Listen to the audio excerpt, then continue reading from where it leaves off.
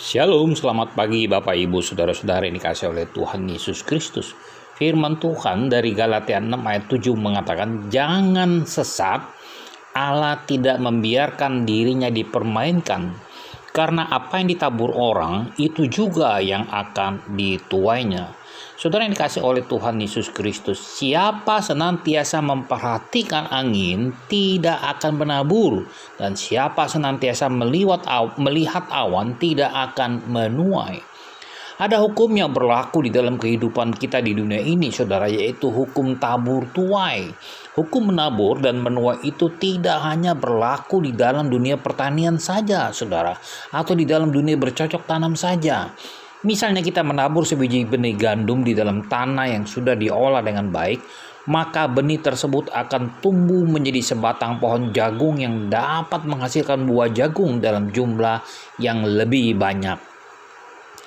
Dimulai dari sebiji benih yang ditanam akan menghasilkan biji yang jumlahnya berlipat kali ganda.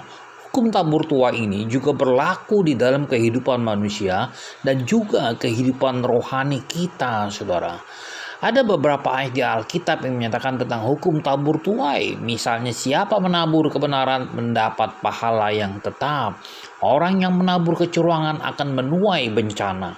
Barang siapa menabur dalam dagingnya, ia akan menuai kebinasaan dari dagingnya. Tetapi barang siapa menabur dalam roh, ia akan menuai hidup yang kekal dari roh itu.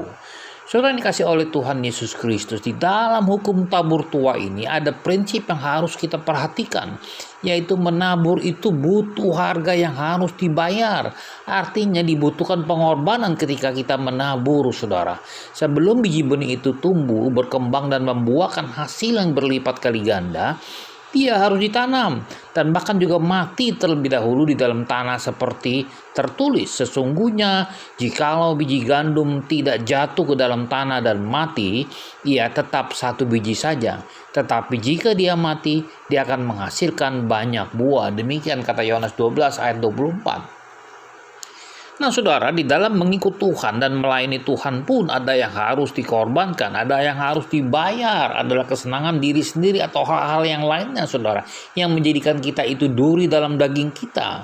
Sebab firman Tuhan mengatakan, "Sesungguhnya setiap orang yang karena aku dan karena Injil meninggalkan rumahnya, saudaranya laki-laki atau saudaranya perempuan, ibunya atau bapaknya, anak-anaknya atau ladangnya, orang itu sekarang pada masa ini juga akan menerima kembali berat 100 kali lipat rumah, saudara laki-laki, saudara perempuan, ibu, anak, dan ladang sekalipun disertai berbagai penganiayaan, dan pada zaman yang akan datang ia akan menerima hidup yang kekal."